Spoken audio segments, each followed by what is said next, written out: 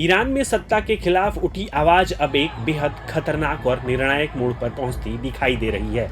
Supreme leader Ayatollah Ali Khamenei के खिलाफ Iran में हो रहे प्रदर्शनों के बीच ईरानी प्रशासन पहली बार आंदोलन से जुड़े किसी प्रदर्शनकारी को फांसी देने की तैयारी में है।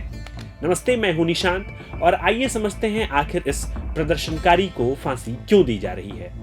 इंडिया टुडे के रिपोर्ट के मुताबिक 26 साल के इरफान सुल्तानी को विरोध प्रदर्शन में शामिल होने के आरोप में मौत की सजा सुनाई गई है। माना जा रहा है कि बुधवार को यानी 14 जनवरी को उन्हें फांसी दी जा सकती है। इरफान सुल्तानी तेहरान के पास कराच शहर में फरदीस के रहने वाले हैं। उन्हें 8 जनवरी को गिरफ्तार किया गया था। ह्यूमन राइट्स ऑर्गेनाइजेशंस और मीडिया रिपोर्ट्स का दावा है कि सुल्तानी को न तो वकील दिया गया और न ही कोई मुकदमा चला और न ही अपील का अवसर मिला। परिवार को भी न तो गिरफ्तारी करने वाली एजेंसी की जानकारी दी गई और न ही केस के प्रोसेस के बारे में बताया गया। 11 जनवरी को अचानक परिवार को मौत की सूचना दी गई। इसके बाद केवल 10 मिनट की मुलाकात की अनुमति दी गई। अब तक ईरान में विरोध प्रदर्शनों को दबाने के लिए गोलीबारी जैसी घातक कार्रवाई का सहारा लिया जाता रहा है, जिनमें करीब 600 लोगों की मौत हो चुकी है। लेकिन इरफान सुल्तानी की फांसी मौजूदा आंदोलन से सीधे जुड़ी पहली फांसी होगी।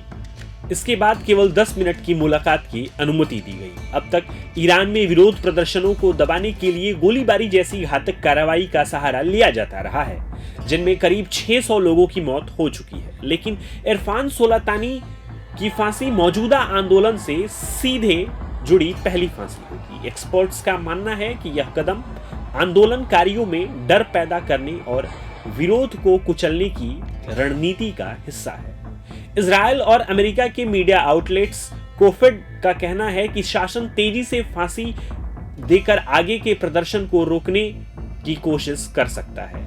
वहीं नॉर्वे में रजिस्टर्ड कूद ह्यूमन राइट्स ऑर्गेनाइजेशन हैंगॉ समेत कई संस्थाओं ने इस मामले में गंभीर कानूनी उल्लंघनों का आरोप लगाया है। यहां तक कि सुल्तानी की बहन, जो खुद एक वकील हैं, उन्हें भी केस फाइल देखने से रोक दिया गया है और उन्हें केस की पैरवी नहीं करने दी गई है।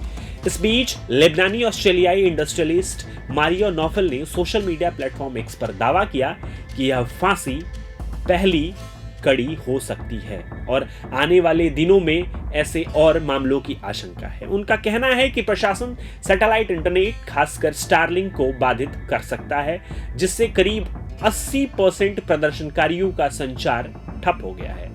डोमेस्टिक इंटरनेट पहले से ही बंद है। सरकार ने स्नाइपर्स की तैनाती, मुर्दाघरों में शवों के ढेर और हजारों मौत के दावों का जिक्र किया है। ईरान में विरोध प्रदर्शन जनवरी की शुरुआत में इकोनॉमिक क्राइसिस से भड़के। ईरानी रियाल में भारी गिरावट, बढ़ती महंगाई और बेरोजगारी ने लोगों को सड़कों पर उतरने को मजबूर कर दिया। तेहरान के बाजारों से शुरू हुआ यह विरोध प्रदर्शन पूरे देश में फैल गया और देखते ही देखते महंगाई विरोध से खेमनेई विरोधी जन आंदोलन में बदल गया। अब सवाल यह है कि क्या फांसी की यह सख्त कार्रवाई आंदोलन को थाम पाएगी या ईरान में गुस्सा और तेज होकर फूटेगा। आपके लिए यह जानकारी जुटाई थी हमारे साथी अनंत नारायण शुक्ला ने। मैं निशांत, धन्यवाद। प्रभातखबर.com, विश्वास वही, रफ्तार नहीं।